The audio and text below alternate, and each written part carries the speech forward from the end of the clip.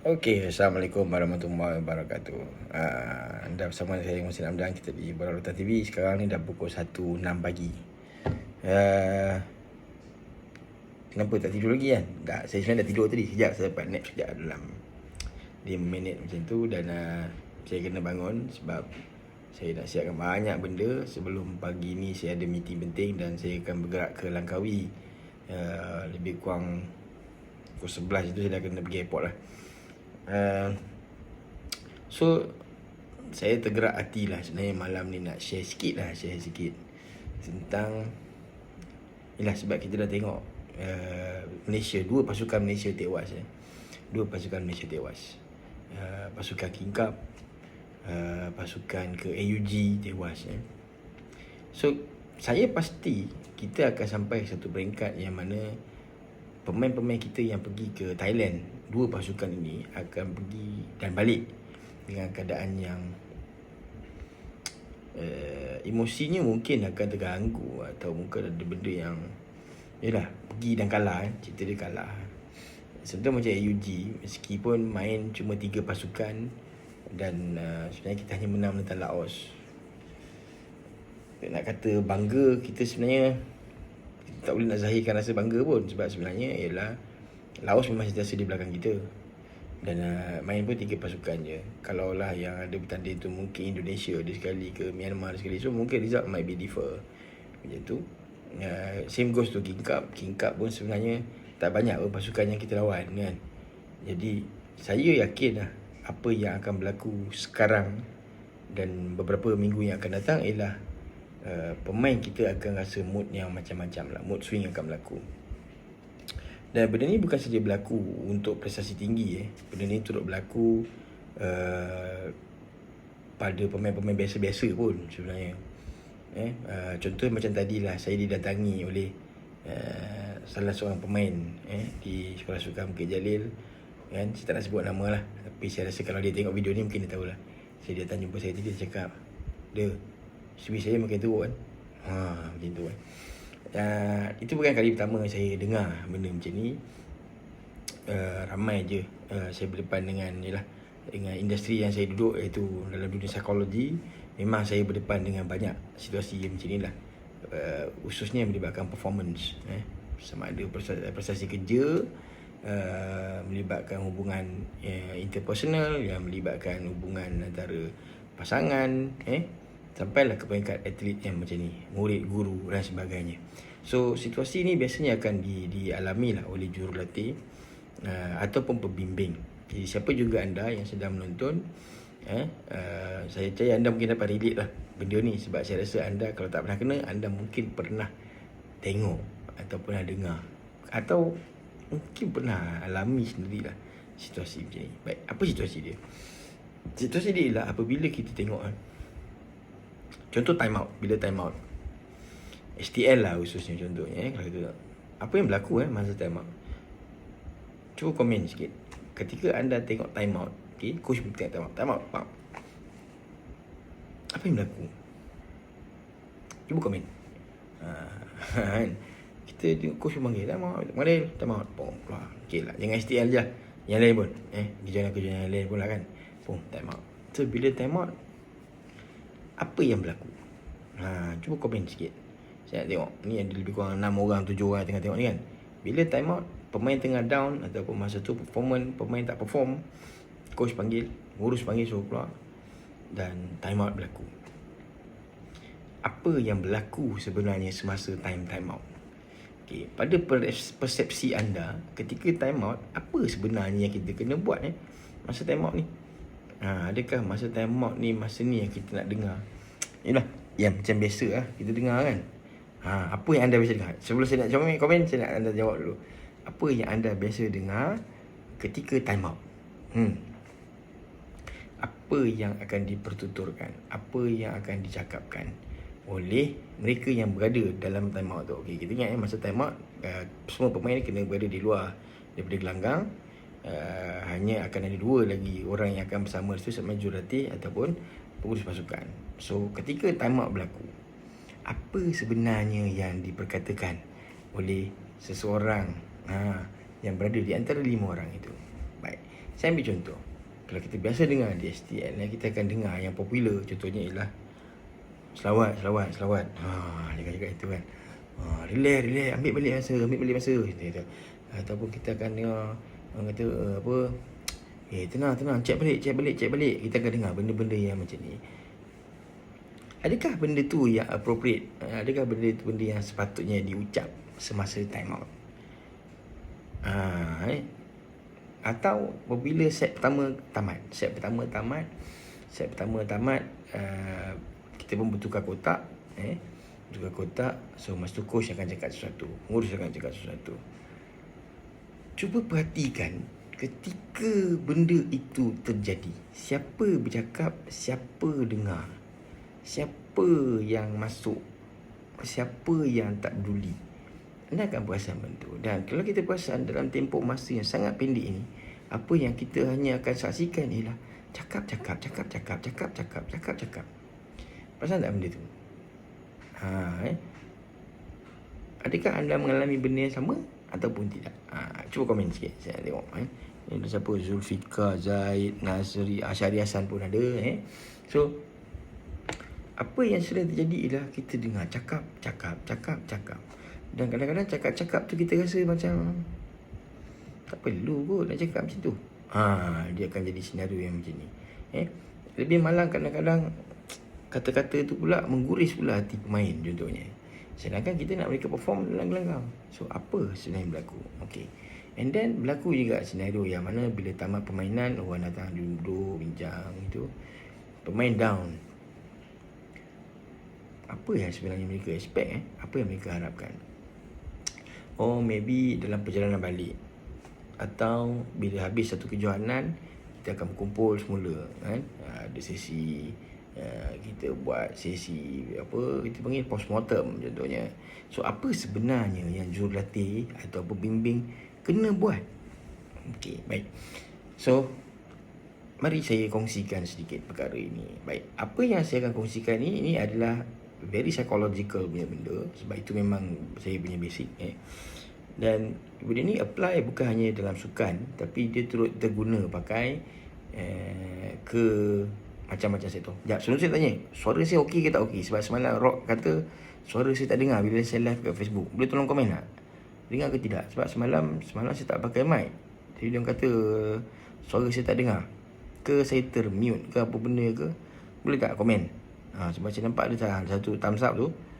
Suara saya clear ke tak clear? Masa siapa boleh tolong komen tak? Suara saya dengar ke tak dengar? Putus ke, jauh ke? Sebab lately beberapa orang pun kerap juga komen kata saya punya suara tak dengar, tak jelas. Ada sesiapa boleh tolong komen suara saya jelas ke tak jelas? Sebab takut saya ada tersilap setting ke apa ke sebenarnya kan. Clear Okey, clear Fauzi. Terima kasih. Okey. So apa yang berlaku ialah sebab Fauzi pun antara orang yang membawa bimbing pasukan So okey, saya nak tanya Fauzi, kalau sudi nak komen. Apa ni, masa berlatih hak jurulatih, masa berlawan hak pemain bermusim, masa berlatih jurulatih berhak marah, masa berlawan jurulatih beritahu apa kesilapan dan tak perlu marah. Soal jelas. Okey, thank you.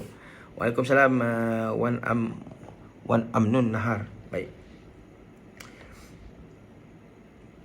Dalam menggerakkan produktiviti manusia, okey, saya tanya je okey, Fauzi, ketika time out, apa awak akan cakap dengan pemain?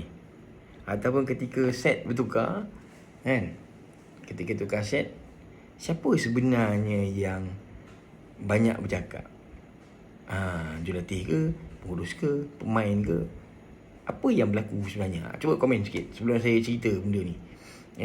Ataupun pada yang lain-lain yang baru masuk. Okay? Sebab saya interesting juga apa yang Syahri cakap tadi, iaitu masa berlatih hak jurulatih, masa berlawan hak pemain, masa berlatih jurulatih berhak marah, masa berlawan jurulatih beritahu apa kesilapan tak perlu marah.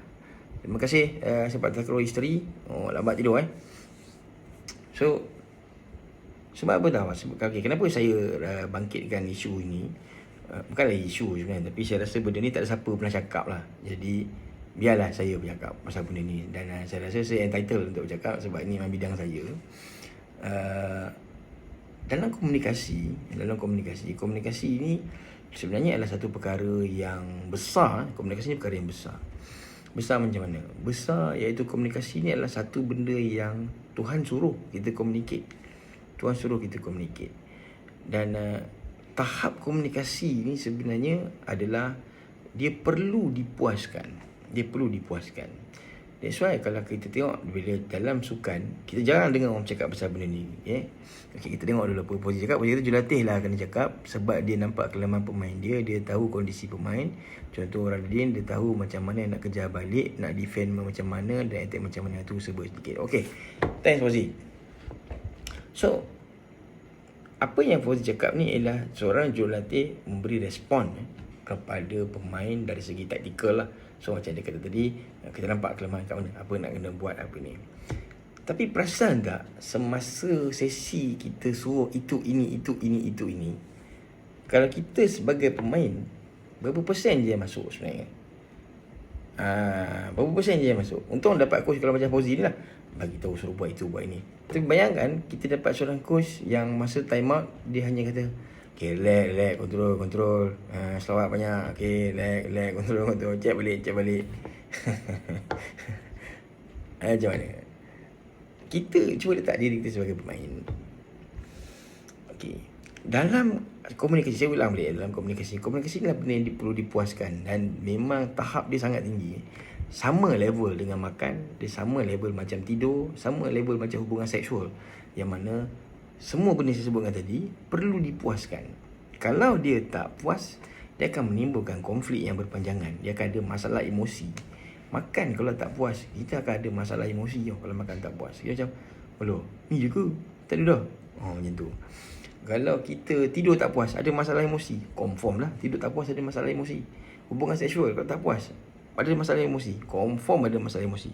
Jurulatih perlu ada statistik kesilapan supaya pemain tahu kat mana kesilapan.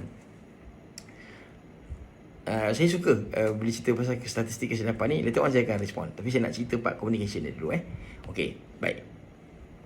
So, apa yang berlaku ialah komunikasi juga perlu dipuaskan. Baik, apa evidence dia? Apa bukti dia? Buktinya ialah, mari kita tengok contoh orang bercinta. Orang bercinta, kita nak suruh dia end conversation pun susah. Sebab apa? Sebab dia masih tak puas. Dia akan telefon. WhatsApp. Dia berbual. Kalau sampai pagi dia berbual pun, dia akan berbual macam tu. Kawan lama kalau berjumpa, apa dia akan buat? Dia akan berbual. Sebab apa? Sebab perbualan tu tak mencari solution. Faham tak? Dia tidak menjurus kepada productivity. Macam tu. Kalau kita tengok dalam bentuk atletism, dalam bentuk keatletan ni lah kan, kesukanan. The same thing happen here, iaitu atlet juga perlukan mode communication yang bagus. Saya dah biasa dengar. Saya rasa semua orang dah biasa dengar lah. Itu ceritanya lah. Zaman berada dulu kelamai tak kena maki. Tak jadilah. Ayat dia macam ni. Kita biasa dengar macam ni. Ni kita tengok statistik. Sebab tadi saya sebut statistik kan. Tunjukkan saya statistik. Berapa persen budak berjaya disebabkan maki. Berapa persen budak yang berjaya disebabkan bimbingan yang betul. Cuba tengok berapa ramai budak sekolah sukan yang sukses. Cuba tengok berapa ramai budak yang membangun dengan keadaan tidak perlu ke sekolah sukan. Cuba tengok mereka yang bangun dengan kasih sayang. Kita tengok mereka yang bangun juga dengan penuh azab dan kasih sayang. Ini adalah benda yang kita tak boleh overrated tau. Dia macam tu. Baik, so sebenarnya conversation ni panjang. Tapi saya akan simplifykan lah malam ni sebab sekarang pun dah pukul 1.20 pagi.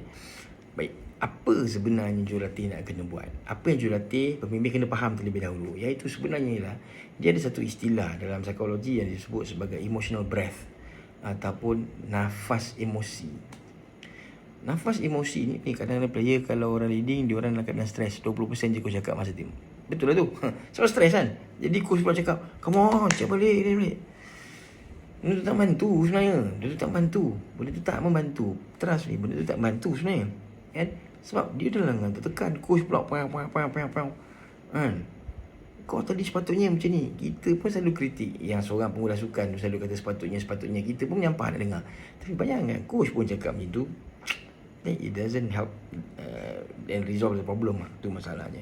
So, emotional breath ni adalah satu bentuk Yang mana kalau kita bernafas, dia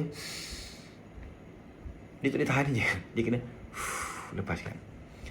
Dan orang yang tenang, kita tengok badminton, Mitch Mosili ikut cara dia bagus. Waktu game dia tak kacau, waktu tembak dia ayun.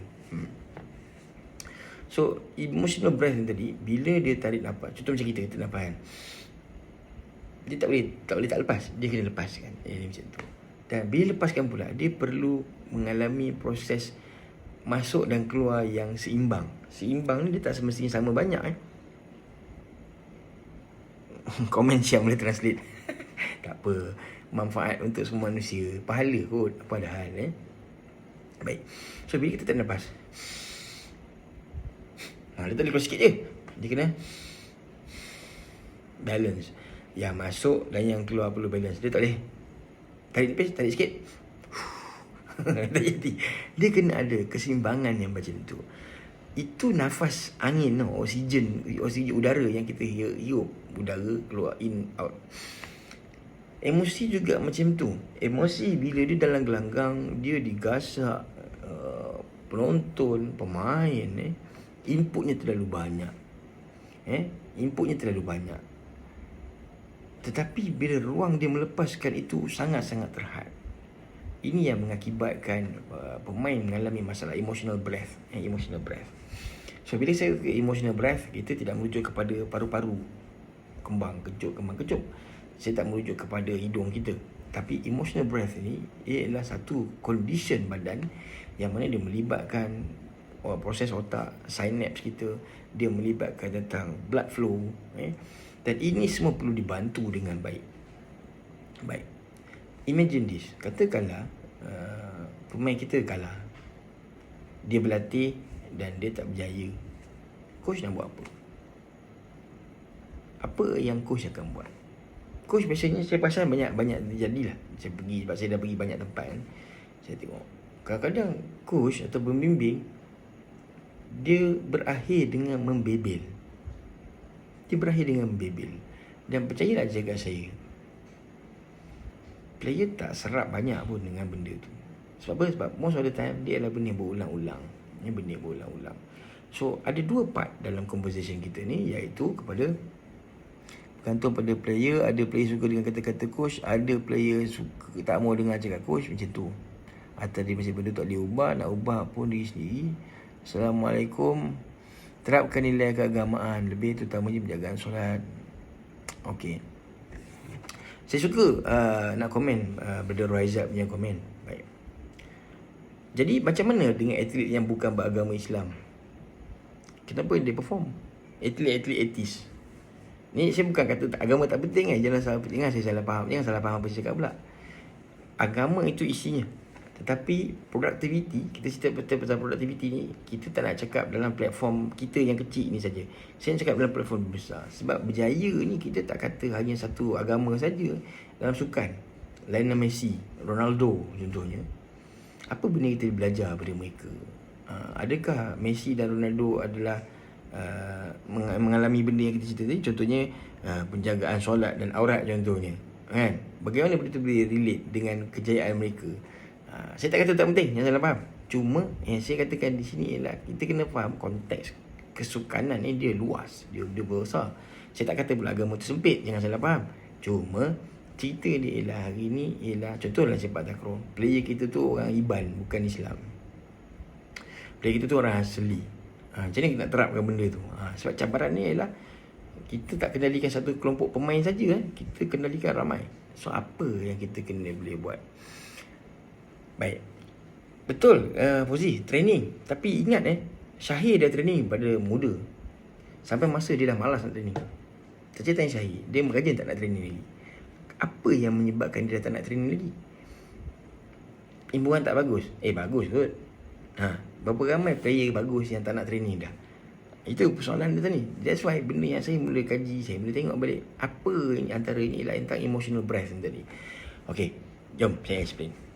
Saya letakkan situasi ni. Ada seorang pemain datang jumpa kita. Dia kata, saya dah tak boleh blah. Dia cakap macam tu. Saya tak boleh blah. Saya rasa saya dah tak boleh pergi benda ni. So apa jawapan kebanyakan orang?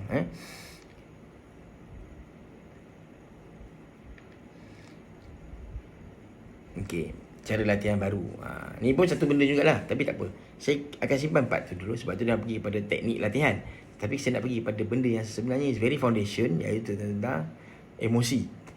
Benda emosi sebab kita selalu kaitkan dengan mata perlu diasah, dicanai baru dia jadi cantik.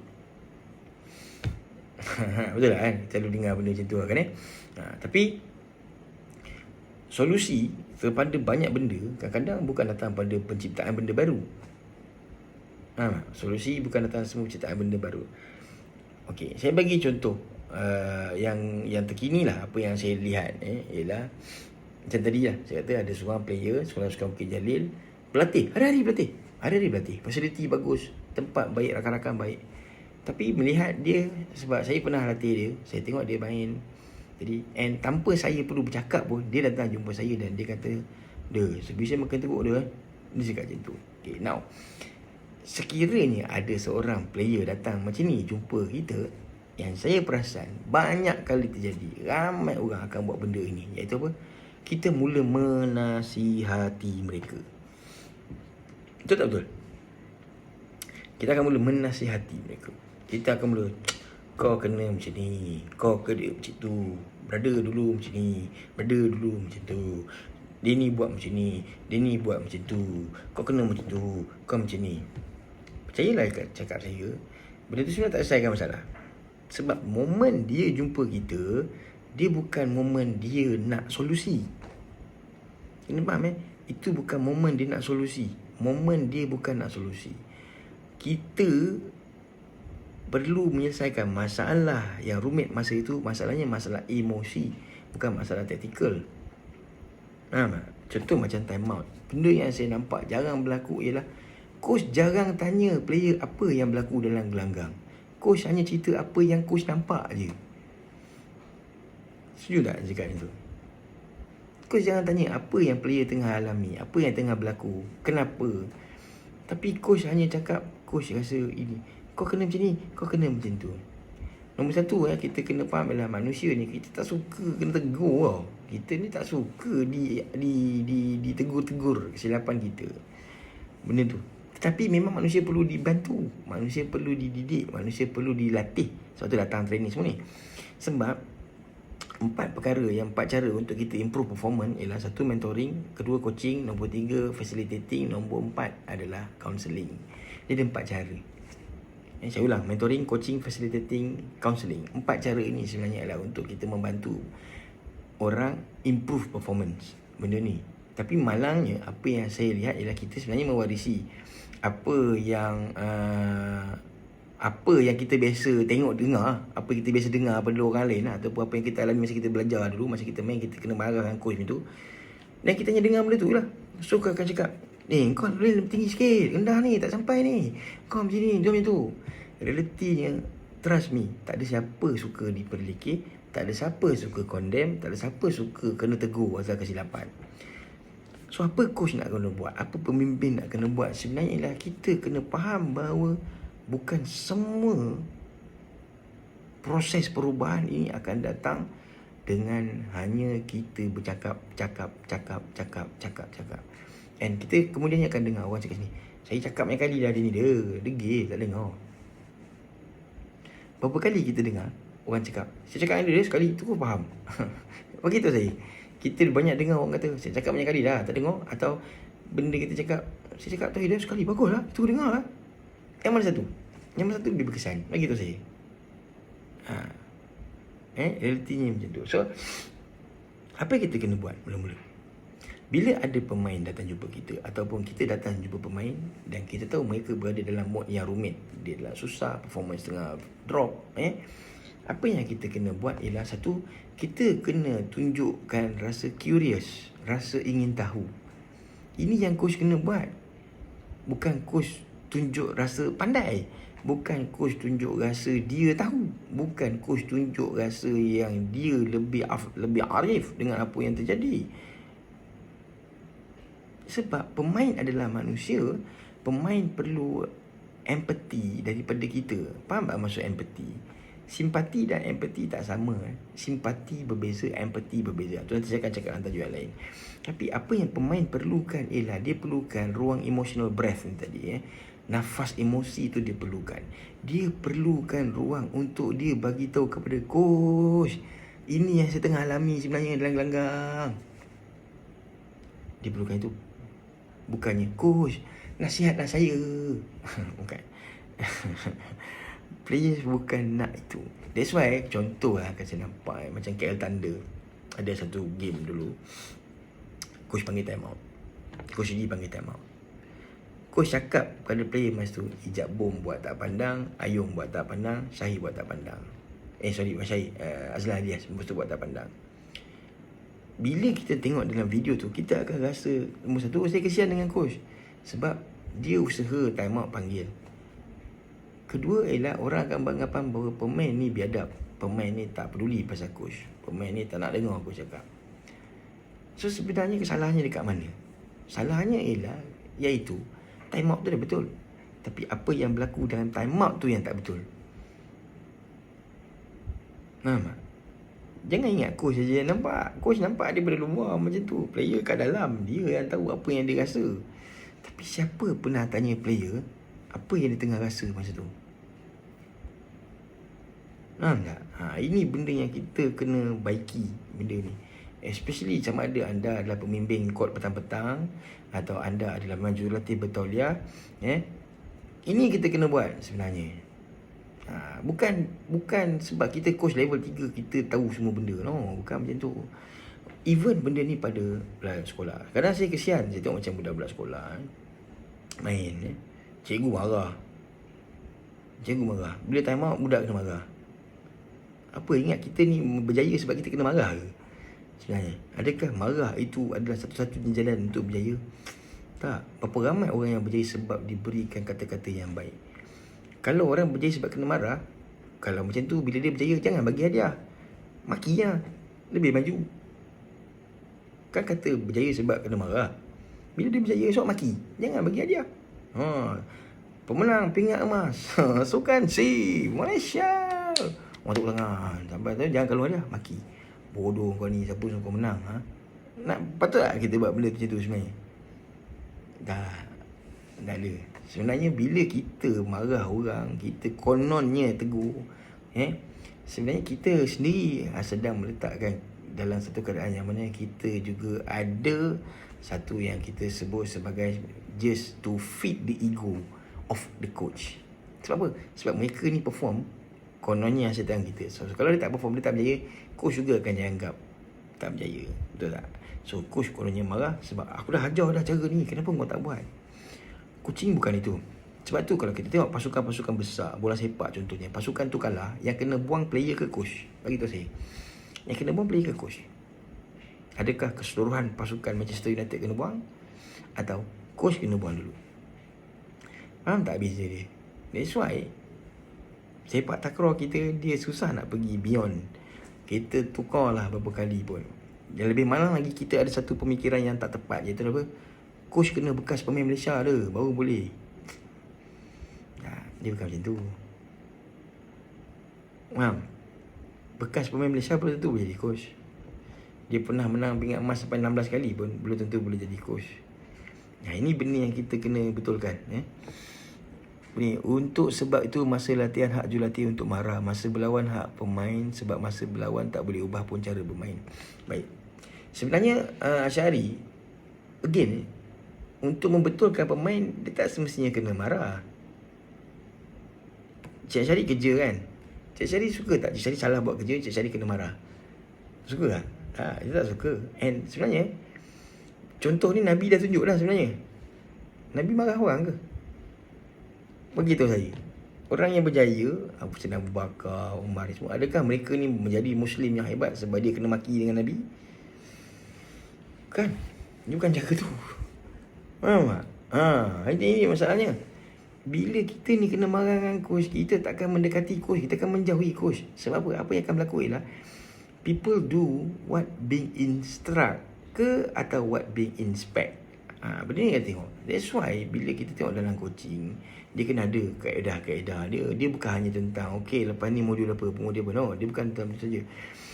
Ya, tegas betul. Saya setuju. Marah bukan. Sebab marah ni pun dia ada sistem dia. Nanti saya cerita. Ada rezeki ni saya akan cerita. Share pasal benda tu pula. Cuma saya nak pergi pada tentang emotional breath ni tadi. So apa yang berlaku ialah apabila seorang player datang ke kita atau kita jumpa player tu, apa yang kita kena buat tadi saya sebut, iaitu coach kena tunjukkan rasa curious, rasa ingin tahu. Ingat player ni di bawah kendalian kita tau. Kita ni jurulatih, kita pembimbing. Mereka sebenarnya mengharapkan kita. Bukan mereka perlu takut dengan kita. Mereka perlu mengharapkan kita. So bila mereka mengharapkan kita, apa yang dia nak ialah dia nak seseorang yang boleh rasa apa yang dia rasa. Dia mengharapkan seseorang yang ingin ambil tahu tentang apa condition dia. Bapak, abang, macam itulah kita. Kan? Kita sayang abang kita sebab abang kita ambil tahu pasal kita. Kita sayang bapak kita sebab bapak kita ambil tahu pasal kita. So apa yang kita kena buat ialah sebagai coach kita kena tunjukkan rasa curious, rasa ingin tahu, rasa concern kepada mereka. So apa nak cakap? Okay. Saya nak yang menonton ni tolong komen. Sekiranya anda nak tunjukkan rasa ingin tahu ataupun rasa ingin mengambil berat, what will be your dialogue then kepada seorang pemain? Contohlah, okay, bayangkan saya ni pemain saya bola dalam muka. Coach, saya barai lah coach. Okay, so what will be your dialogue then? Tolong komen. Saya nak tengok apa dialog anda. Apa yang anda akan cakap bila ada seorang pemain datang jumpa kita, dia cerita dia ni tengah tak perform, dia teruk. Atau kita pun panggil dia, kau senyap. Kan? Dia pun letak kan? Apa benda kau ni? Sebis sampai 7 kali tak masuk ni. Kan? Gitu kan? Okay, skrip tu macam tu kan? Apa ayat yang kita akan cakap untuk tunjukkan kita ni curious, kita ingin tahu tentang keadaan dia. Okay, saya kongsi clue. Nombor 1 ialah elakkan daripada cakap macam ni. Faham ni? Jangan. Elakkan daripada apa yang tak kena. Jangan. Kalau bahasa orang putih kita apa? What's wrong? Itu kan. Elakkan guna perkataan tu. Sebab itu bukan ayat bertanya untuk ingin tahu. Itu ayat blame. Itu ayat menyalahkan. So dia perlu ayat yang lebih menggali maklumat. So macam mana ayat kita nak menggali maklumat kepada mereka? Contoh ayatnya ialah, kau rasa apa sebenarnya sekarang ni? Macam tu. Kau fikir apa sebenarnya benda ni? Atau kau rasa macam mana? Keadaan kau sekarang tengah macam mana ni? Faham? Betul. Kita tanya dalam bentuk soalan tu mesti open-ended. Open-ended ni bermaksud dia bukan nokta, dia bukan ya atau tidak. Dia adalah soalan daripada kita yang menyebabkan dia akan buka mulut dan bercakap. Kenapa dia buka mulut dan bercakap ni penting? Sebab bila dia buka mulut dan bercakap, di sinilah proses emotional breath itu akan berlaku. Mereka akan membuka mulut dan mula bercakap dengan kita. Dia akan communicate dengan kita. Masa dia berkomunikasi dengan kita ni lah tadi, macam saya kata tadi kan, makan, tidur, hubungan seksual kan, ni sama komunikasi. Dia mula dipuaskan. Dia mula rasa ada ruang untuk menyampaikan. Dia mula rasa ada orang nak tahu.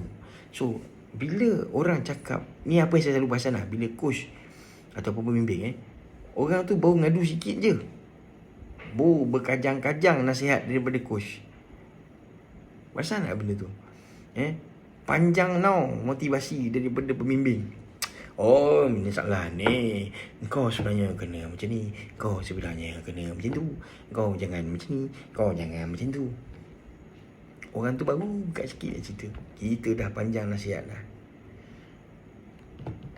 Tak jalan. Apabila dia mula cerita, kita kena encourage atau galakkan dia untuk terus bercerita. So soalan kita yang seterusnya kepada dia mestilah untuk meneruskan supaya dia boleh terus bertanya, dia terus bercakap. So apa contoh perkataan yang kita pakai? Contohnya, cuba panjangkan sikit cerita tu, ataupun tell me more, ataupun kita berkata cuba kau kembangkan lagi, atau cuba kau ulas sikit lagi, ataupun cuba kau share sikit apa benda yang kau cakap tadi tu. Cuba kau explain sikit. Macam tu. Kita faham lah sebenarnya, tapi kita nak dia tu terus cakap.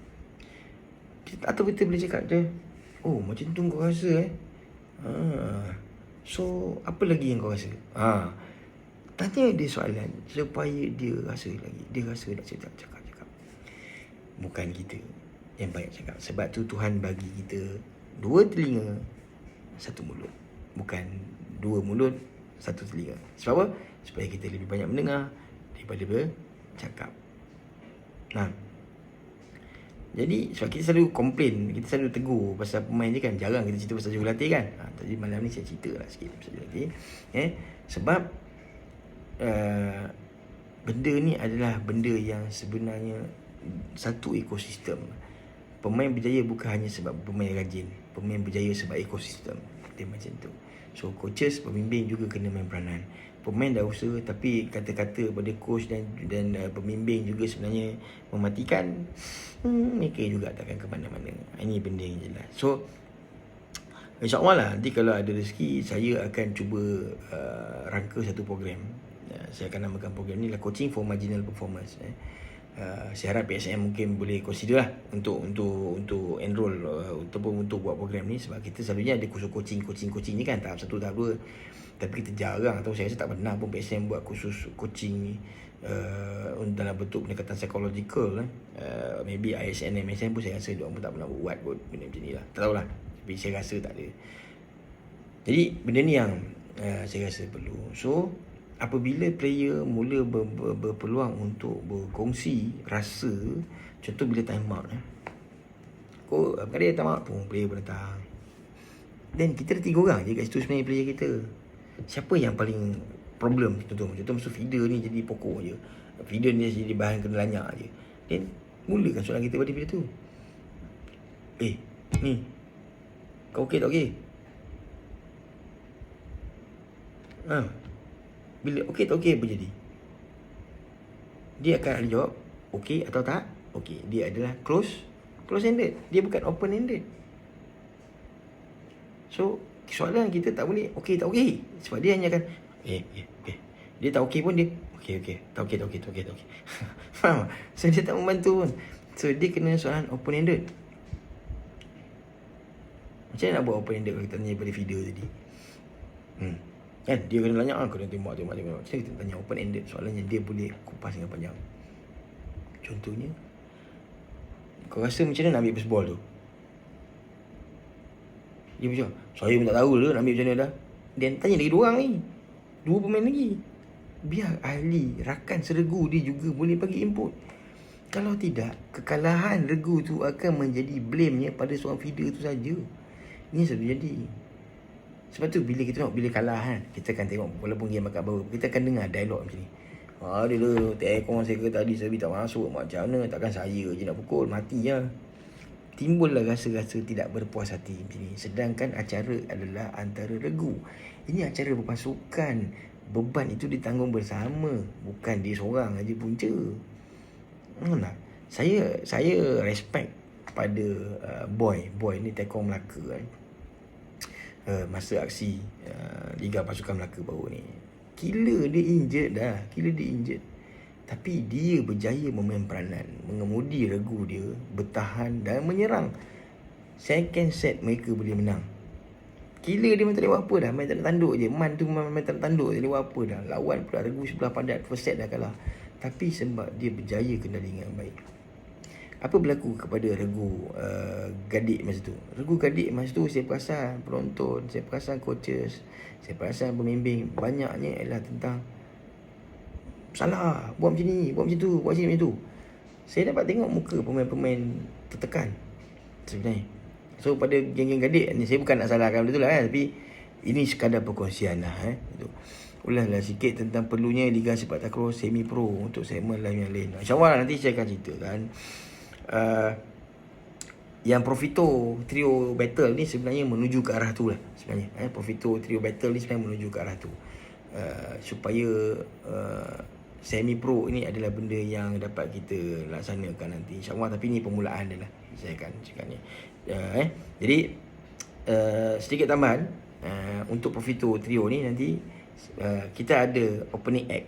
Opening act macam kita tengok konsert ke gig ke kan, band selalu ada opening band kan. Opening band ni lah band-band tempatan yang akan main dulu, barulah kumpulan atau band yang dijemput sebenar akan main. Contoh macam sebelum Metallica main, kita panggil ekspedisi dulu, macam tu lah kan. Jadi 13 hari bulan ni saya akan lakukan perkara yang sama, iaitu opening act adalah pemain bawah 12 tahun. Mereka akan main regu mana 2 regu bawah 12 tahun akan berlawan. Lepas mereka main, baru kita akan main yang kategori yang sepatutnya lah, macam tu. Sebab saya nak tarik lebih banyak minat orang selepas ni. Okay, so itulah. Jadi saya rumuskan balik apa saya cakap tadi, iaitu coach, pembimbing. Terpulang lah anda nak bersetuju atau tidak bersetuju dengan saya, tapi trust me, it's proven time and time again bahawa apa yang coach buat sebelum ini sebenarnya tak membantu pun. Sebab apa? Dia hanyalah sekadar memberi tekanan pada pemain. Ya, orang akan perform dalam pressure, tetapi kita kena ingat bahawa pressure juga perlu bersesuaian jumlah amount pressure yang kita bagi.